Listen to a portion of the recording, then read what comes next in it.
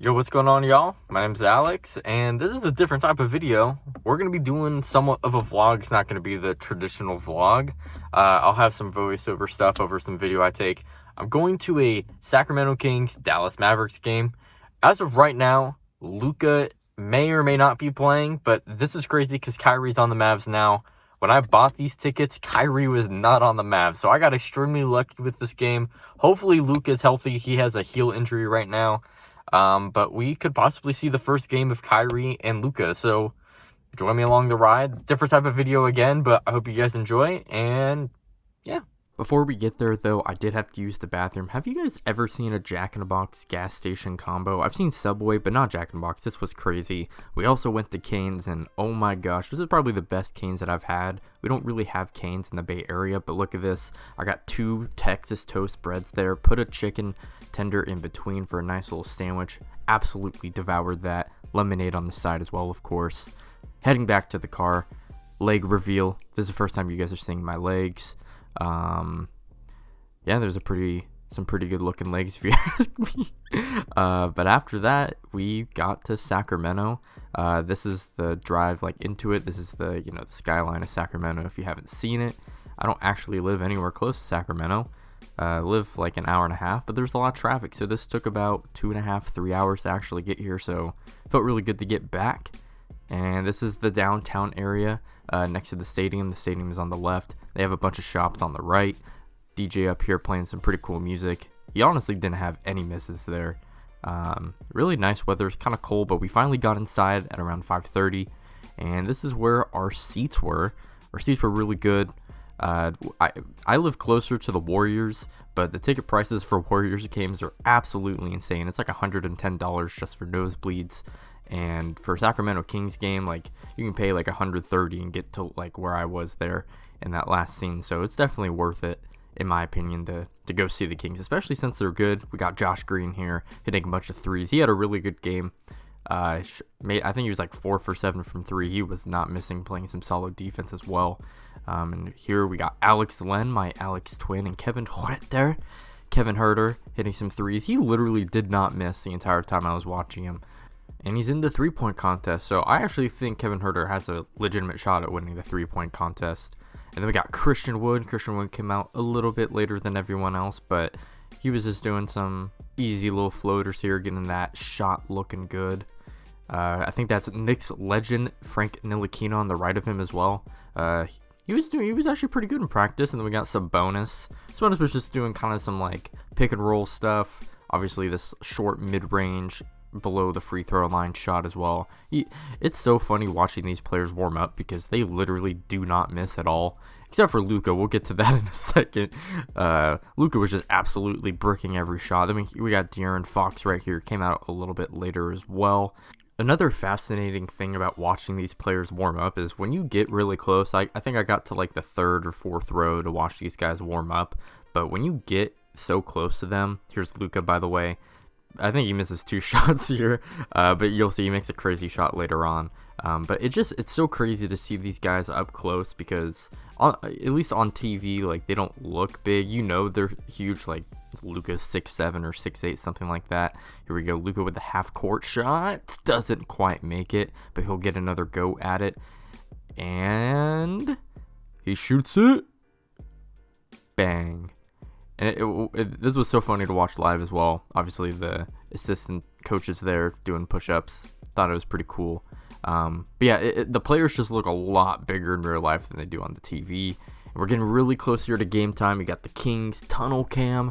They're stretching. They're getting hyped to come out. Ladies and gentlemen, boys and girls, please welcome out your Sacramento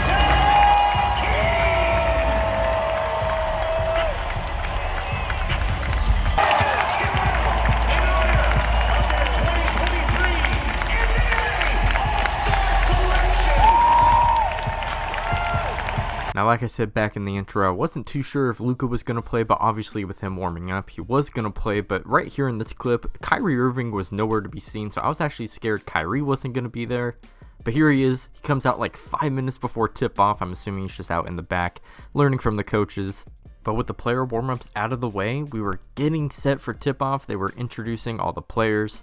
I gotta say, the Kings fans always show out. I've been to Kings games even last year when the Kings were not good at all, and the fans are always great. We're going to see a clip here in a second during the player introductions when they get to Keegan Murray.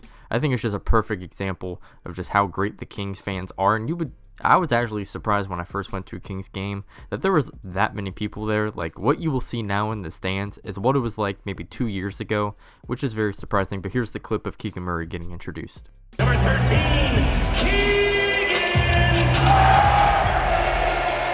With the game about to start, I'm just going to let the highlights play in the back. I also got some stuff that I took, but I really only recorded in the second half and the overtime. This game did go into overtime, but I wanted to talk about just the pairing of Luka Doncic and Kyrie Irving in general. If you go back to a couple videos ago, I did talk about all of the trade stuff that went on. I even talked about the Mavericks as well and how I thought they come out as winners after the trade deadline.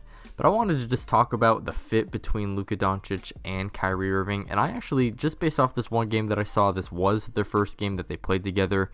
I thought they played really well together.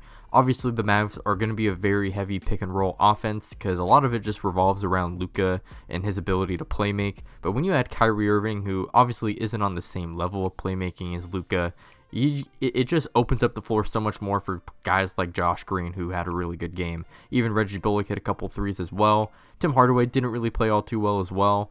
But just to be able to have two playmakers out on the court again is really helpful for the Mavs. They really did miss Jalen Brunson. So adding Kyrie Irving to the mix, who is just a better version of Jalen Brunson, just adds so many layers to this Mavericks team. What I will say, though, in terms of the flaws of the Mavericks and just what this trade brought to them, obviously Spencer Dinwiddie is a solid, point guard, but after you traded him, you don't really have anyone else like that. You're kind of hoping for Hardy to kind of step up as well, and then you have Tio Pinson. So that was something that I noticed, is that once the Mavs went to the bench and only one of Luka or Kyrie were on the court, things just weren't running as smoothly. Luka falling down was hilarious to see right there in person. But another problem that I saw during this game is that the Mavericks just don't have any defenders. And obviously, they have Reggie Bullock, Josh Green, even Chris Wood to a certain extent has improved throughout the season. But just in the long term, like having to rely on those guys, I don't think is personally going to be a recipe for success, especially when there's absolutely no rim protection, at least on a elite level, which I think they honestly need, and they obviously can't get now that the trade deadline is over. But because there's no rim protection, you're really asking Luka and Kyrie to step up on the defensive end, and just based off history and what we've seen, I just don't know if that's really going to be happening. And on top of that as well, it's not that I don't think they're capable of doing it, but it's hard to do elite defense, or at least above average defense, while also carrying the load on offense, which is what the Mavs offense heavily relies on, is on the brilliance of Luka. And obviously adding Kyrie definitely lessens the load on Luka, but they still have to bring so much offensively to this team. So there are definitely some concerns that I have with the Mavericks just in terms of their defense and overall roster construction. Another kind of concern that I have, at least in the long term, is that Kyrie is a free agent, so he could technically leave in the offseason. I'm hoping that isn't the case. I'm hoping that he does stay for the long term, or at least for an extra, year and a half. But we'll see what happens with that. Kyrie obviously hasn't been the most reliable player, I guess. So we'll have to see with that. But if he does stay, I think if the Mavs could add at least one more playmaker and some 3-and-D guys, I think the Mavericks could legitimately be one of the best teams in the West.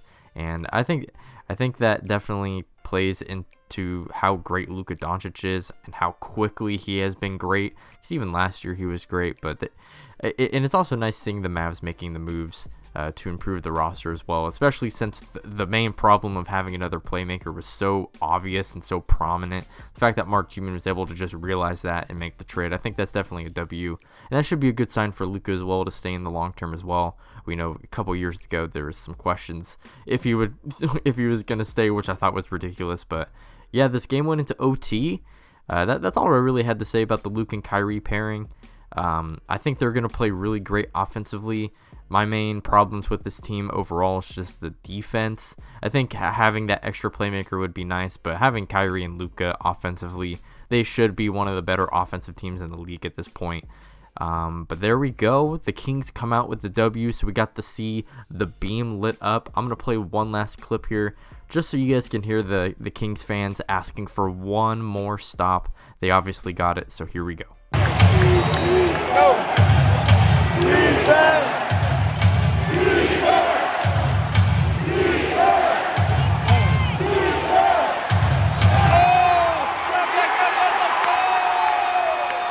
And that defensive stop ultimately ended the game. They played the free throw game at the end, but the beam was lit up. You guys are going to see some shots here. If you watched up to this point, thank you so much. Again, make sure to like and sub. I'm trying to get to 1,000 subs by the end of the year, so it would mean a lot. And I'll see you on the next one.